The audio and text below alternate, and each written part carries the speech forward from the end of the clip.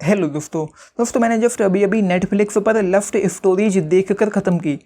आज मेरे पास देखने के लिए कुछ भी नहीं था तो मैंने बस नेटफ्लिक्स खोला और देखना शुरू कर दिया। ये मुझे ऊपर ही दिखाई पड़ गई।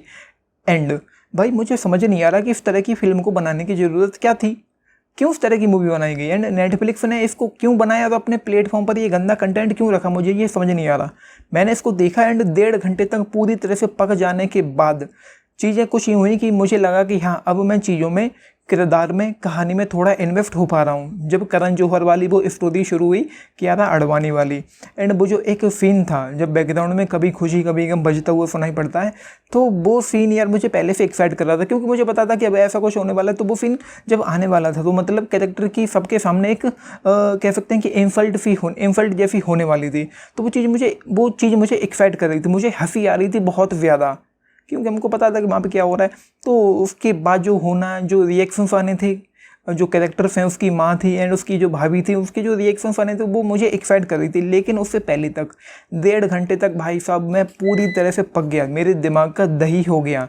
यहाँ पर मतलब एक तो वो भूमि पेडनेकर वाली स्टोरी थी, उससे पहले राधिका आप्टे वाली स्टोरी थी एंड उसके बाद मनीषा कोइराला वाली स्टोरी थी। मतलब पूरी तरह से बोरिंग, महापकाऊ एंड बकवास, मतलब कुछ भी नहीं था चीज़ों में, किरदारों में, इसकी दुनिया में, इन स्टोरीज की दुनिया में कनेक्ट ही नहीं कर पाते। वो मुझे थोड़ी इंटरेस्टिंग लगी। राधिका आप्टे वाली जो स्टोरी थी, वो एक टीचर थी, उसके स्टूडेंट के साथ उनका वन नाइट स्टैंड जो भी था वो हुआ।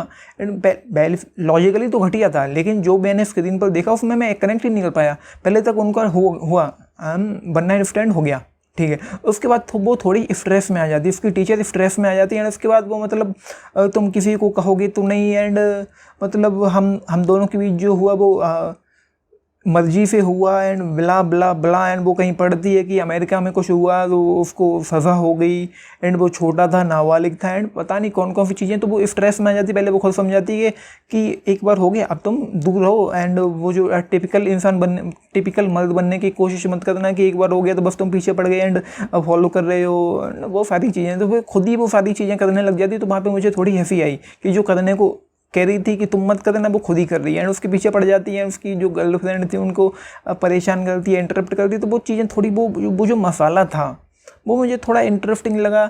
लेकिन उसके बाद वो जो कहानी शुरू हुई एंड हाँ यस, जब वो स्टोरी ख़त्म हुई पहली वाली, तो वो कहती है कि मतलब वो लड़का कहता है कि मैं ये सब छोड़ छाड़ के, तेजस कहता है कि मैं ये सब छोड़ छाड़ के तुम्हारे साथ हो जाना चाहता हूँ। तो वो कहती है तुम पागल हो क्या, मैं ऑलरेडी मैरिड हूँ। पहले वो खुद पीछे पड़ी हुई है, जब वो यार इस तरह की चीज़ें यहाँ पर थी। तो उसके बाद भूमि पेडनेकर वाली जो स्टोरी शुरू हुई है, उसको वो जो मेड थी, उसका जो मालिक था, उन दोनों के बीच जो चल रहा है एंड उसकी शादी होने वाली, तो मेड की जो शक्ल लटक जाती जिस तरीके से एंड वो उसके बाद मनीषा कोइराला वाली तो महा घटिया थी। मतलब इन तीन में तो मैं इन्वेस्ट ही नहीं हो पाया, पूरी तरह से बोरिंग थी। लेकिन सबसे कम गंदी थी मनीषा कोइराला वाली स्टोरी, उससे कम गंदी थी ये दूसरी वाली, उससे कम गंदी थी ये पहली वाली एंड सबसे ज़्यादा गंदी थी लास्ट वाली। लेकिन लास्ट वाली में ही मैं थोड़ा इन्वेस्ट हो पाया क्योंकि उसका डायरेक्शन है, मैं कहूँगा कि थोड़ा मुझे इंटरेस्टिंग लगा। चीज़ों में, किरदारों में कोई डेप्थ थी, कोई फील था, तो उसमें मैं कनेक्ट कर पाया। लेकिन यार मैं समझ नहीं पा रहा हूँ कि इसको बनाने की ज़रूरत क्या थी। महा घटिया है, महा बकवास, महा बोरिंग, महा पकाऊ एंड लास्ट में ही जो हुआ वो थोड़ा ठीक ठाक था, थोड़ा इंटरेस्टिंग मैं कह सकता हूँ। एंड यार मुझे समझ नहीं आ रहा यार ये लोग क्या कर रहे थे। स्क्रीन प्ले में कोई दम नहीं है, कोई बात नहीं है, स्टोरी टेलिंग में, राइटिंग में बिल्कुल कोई दम नहीं है। कुछ भी ऐसा नहीं जिसके साथ आप कनेक्ट कर पाओ, रिलेट कर पाओ, जो देखने में कहीं से भी थोड़ा सा भी इंटरेस्टिंग लगे, एक्सेप्ट द लास्ट वन। भाई मुझे थोड़ी इंटरेस्टिंग फील लगी, ऐसा मैं कह सकता हूँ। एंड वो जो एक शॉट था कियारा आडवाणी वाला, वो मुझे लगता है कि पूरे हिंदुस्तान में फेमस है। मतलब हिंदुस्तान में हर किसी ने वो देख रखा होगा। अगर आप यूट्यूब पे हैं, सोशल मीडिया पे हैं, तो आपने देख लिया होगा वो सीन। उसके बारे में मतलब क्या ही कहूँ। एंड यार मतलब स्टोरी लाइन के नाम पर, राइटिंग के नाम पर, ट्रीटमेंट के नाम पर, पोटेंशियल के नाम पर, ड्रामे के नाम पर कुछ भी नहीं था, महाबकवास था। लेकिन जो अच्छा मुझे लगा वो थी एक्टर्स की एक्टिंग। सभी ने अपना अपना, लगभग मैं कह सकता हूँ कि लगभग सभी ने अपना अपना एफर्टलेस एक्टिंग दी है। अब चाहे वो यार जयदीप अहलावत हो, भूमि पेडनेकर हो, राधिका आप्टे हो, या फिर कियारा आडवाणी हो, नेहा धूपिया हो, या फिर विकी कौशल हो, तो एक्टिंग लगभग सभी की अच्छी। लेकिन उसके अलावा एक्टिंग के अलावा यहाँ पर कुछ भी नहीं था, महा बकवास, महा घटिया। एंड इस तरह का कंटेंट यार बैन होना चाहिए। इंडिया में पॉर्न बैन है लीगली एंड इस तरह का कंटेंट जो चल रहा है इसको यार कौन बैन करेगा, क्यों, कब करेगा, कैसे करेगा, मुझे ये समझ नहीं आ रहा है। एंड फर्स्ट पार्ट खत्म हुआ एंड सेकंड पार्ट आने को तैयार है। परसों 29 जून को सेकंड पार्ट आ रहा है। मुझे पता पूरा इंडिया भर भर के देखेगा, फिर से ये बड़ा हिट होगा, थर्ड पार्ट भी आ जाएगा। एंड दुख तब होता है, तकलीफ़ तब होती है कि जब यार इतने बड़े बड़े एक्टर्स इस तरह के कंटेंट को करने के लिए मान जाते हैं तो ज़्यादा तकलीफ़ होती है। एंड इस तरह के कंटेंट को बंद होना चाहिए।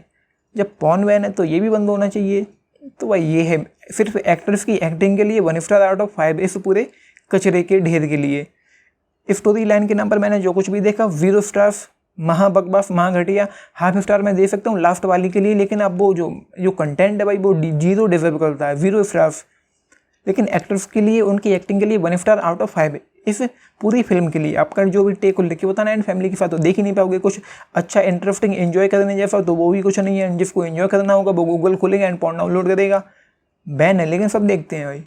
सो ये है, आपने देखा है तो लेके बताना आप लोगों का इस पर क्या take. And like share and subscribe भी करना चैनल को, वीडियो को। एंड ये जरूर बताना कि इस तरह के कंटेंट को इंडिया में बैन होना चाहिए कि नहीं होना चाहिए, इस पर आपकी राय क्या है वो बताना। And this is Nitish Anand signing off, thank you.